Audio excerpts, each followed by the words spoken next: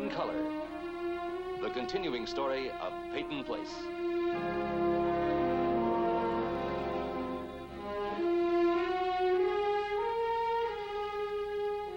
Starring Dorothy Malone as Constance Mackenzie, Ed Nelson as Michael Rossi, Ryan O'Neill as Rodney Harrington, Barbara Parkins as Betty Anderson, Tim O'Connor as Elliot Carson, Christopher Connolly as Norman Harrington, Patricia Morrow as Rita Harrington, James Douglas as Stephen Cord.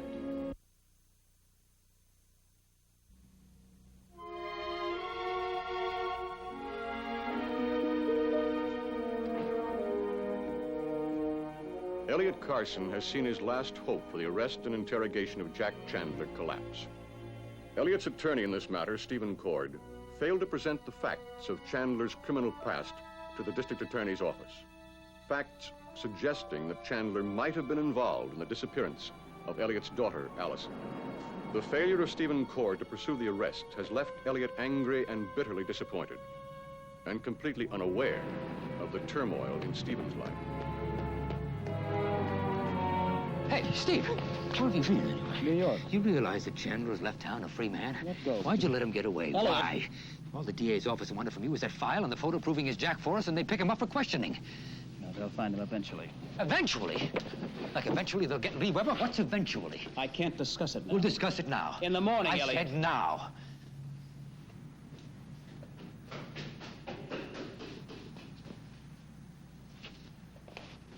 I'm sorry, Mr. Teal, he isn't here.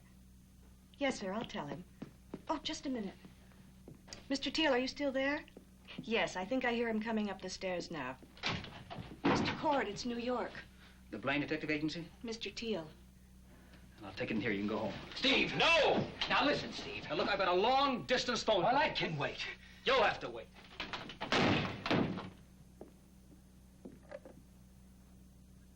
This is Stephen Cord. How's your flight back?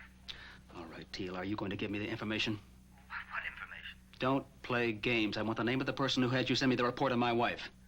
Oh, I'm sorry. I'm prepared to sue. Well, our client had every right to send you the report and to send it anonymously. Come on, Teal. Now, look, we're licensed and bonded. Our work is guaranteed confidential. I'm not interested in your sales pitch. If that's all you have to say, say it in court. No court in this country is going to force us to break our confidence with a client. Unless I can show good cause. Which you can't, according to our attorneys. I can if I could prove that report was sent to me as blackmail, just in case I had any intention of running for public office. Well, you're going to ask a judge to rule that our client's intent was blackmail? It was clearly his intent by the contents. That means you're prepared to have the judge read the report I'm prepared to have the judge read the report into the public record, and prove that report was fabricated. which you and I know is impossible. Now, Mr. Cord, I'd advise you to drop the matter here and now. That's out of the question. Well, then, could I recommend a good divorce lawyer?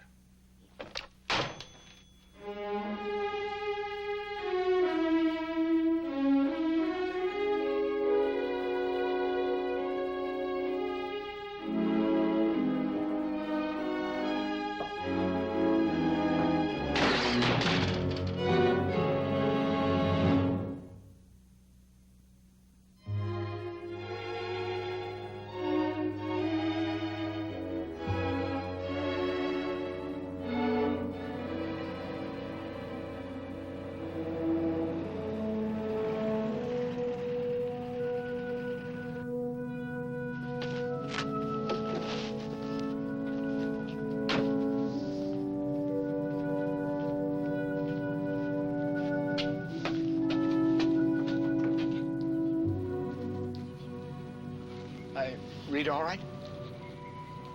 Norman was lending me his American history notes. Oh. Rachel. I'm trying not to embarrass you. Rachel, listen, I think you ought to have a little talk. I didn't think I was old enough to talk to you. Rachel, wait a minute. Look, I think there are a few things that we have to discuss. Please don't bother. They're important. And I know all about the birds and the bees, so you can skip that. Now, wait a minute. Now, listen, this has absolutely nothing to do with the birds and the bees. Oh? No, it has to do with yesterday. I kissed you. Yes, and I'm not sorry, and I'm not ashamed for the way I feel. Well, Well, I'm listening. Is there something you wanted to tell me? Yes. Come here.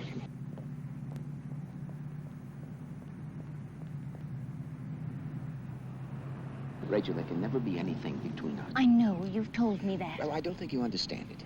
I don't. Well, you're a child. I'm 18. Rachel, I can't even remember when I was 18. You're not that old. Yes, I am. To me, I'm an old man, and you're a young girl, and I... Come with me.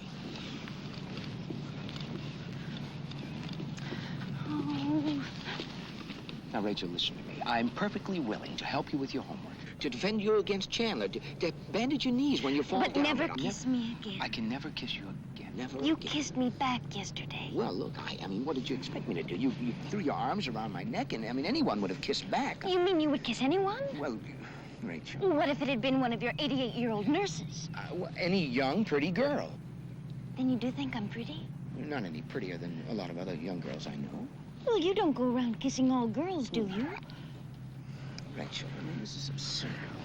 Look, all doctors from time to time have young female patients that think they're falling in love with them. I mean, Allison did with me. I can give you case history after history.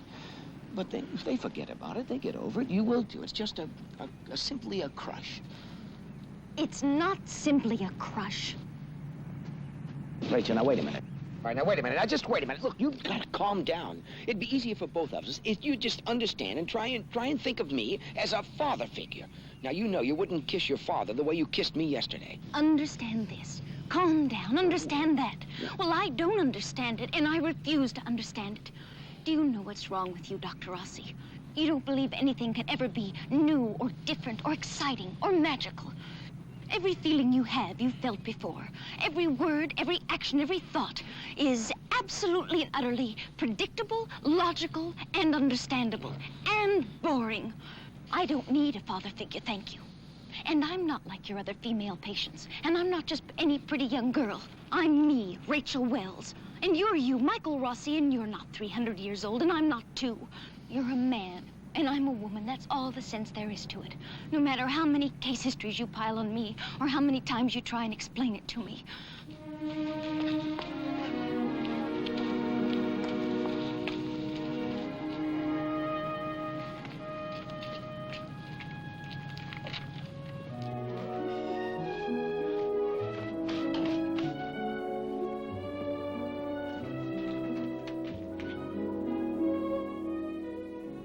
Well, anyone I know? What do you mean, anyone you know? Or the funeral you're going to? It's not a funeral, at least it's not meant to be. A wedding? No, Stephen Cord's birthday party. Up at the house? That's right. I thought you were on the outs with the folks up on the hill. Look, it wasn't my idea. Would you help me with this cufflink? Oh, at your service, my lord. Thank you. I suppose all your old friends will be there. I doubt it. Betty'll be there. Well, more than likely, she is Stephen's wife, you know. I noticed. It's probably going to be a boring old party. Yeah, probably. So, why don't we just stay here? Why don't you just help me with the other cufflink?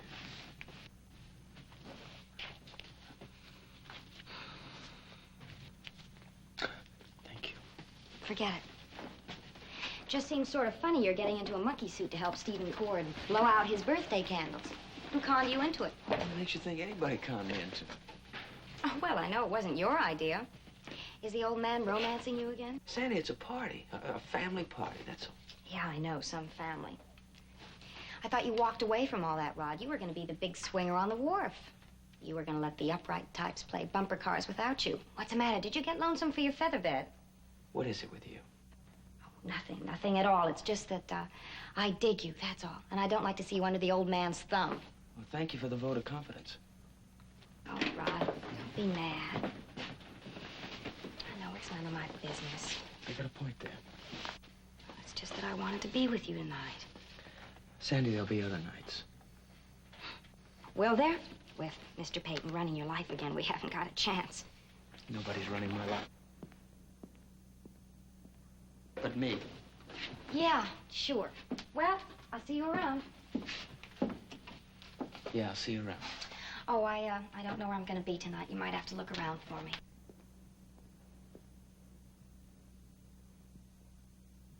Of course Stephen's got a lot on his mind. There's no doubt the real reason for tonight's party is to announce his appointment as interim DA. But you see, that's the irony of the whole thing. If he can let a man like Chandler get away, then he's got no business with his job. Oh, Elliot, I'm as worried as you are about Chandler's being free, but tonight is Stephen's night. He's been through so much. Don't say anything to him or be too hard on him. Not tonight. Oh, boy, wife, you really are something. I mean, Stephen procrastinates about getting a warrant for Chandler's arrest, and then Chandler blows town. Then I ask Stephen for an explanation, and he kicks me out of his office. And now you tell me, don't spoil things for Stephen tonight. I mean, how do you do that? I think we should, I don't know, keep things separate. I mean, we're involved with Chandler because of Rachel and Allison, but we can't expect everybody to be up in arms the same way. Well, I don't expect anyone to be up in arms. I just expect him to do the job that he expects the voters to elect him to do. I mean, there's no excuse for him at all, Connie. Maybe, but it doesn't seem like Stephen. If you do talk to him, don't be too hard on him. I don't feel like any congratulatory move at all. But I've been invited there in my capacity as a newspaper man, and that's how I'll behave. That's Dad. Hi, Rachel. Oh, Dad. I found her walking all sad and forlorn. Oh, well, Mrs. Carson's in the living room. Would you excuse Dad and me for just a moment, dear? All right, Mr. Carson. You do what I told you to do? Yes, I closed the store early. Good. See, Chandler could have found out about this party easily enough. All he had to do was read the paper. My name was on the guest list. I know, but don't worry. I'll stay all night if I have to. I don't know. I don't know. Maybe he left town for good, but I've got a hunch that he's going to make his way back to this town to take another swipe at me sooner or later. And there's no reason to worry the girls any more than is necessary. Of course not. But as I said, don't worry. I'll take care of things. You just tend to your business. Right. Thank you. Now be sure and call me about anything, no matter what. Well, ladies, and how do you like our boy in a monkey suit? He's kind of pretty, ain't he? I think he's irresistible. Tell me, Mr. Carson. Yes. When you're all dressed up like this in formal attire, do you wear taps on your shoes? Yes, as a matter of fact, I do. I do an occasional solo now and then, sort of a soft shoe. There was a man in Hastings Valley with a suit like that. Oh? Mm-hmm. He was very popular at weddings and funerals. Oh, really? Weddings and funerals? Don't listen to him, son. Well, sticks and stones may break my bones, but names will never hurt me. Come on, everybody. Have fun. Good night.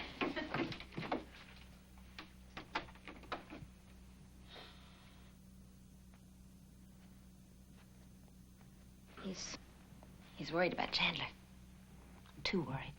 It shows in his face. He can't hide anything, can he? There's only one thing in the world worse than a smart woman. And that's two smart women. Oh.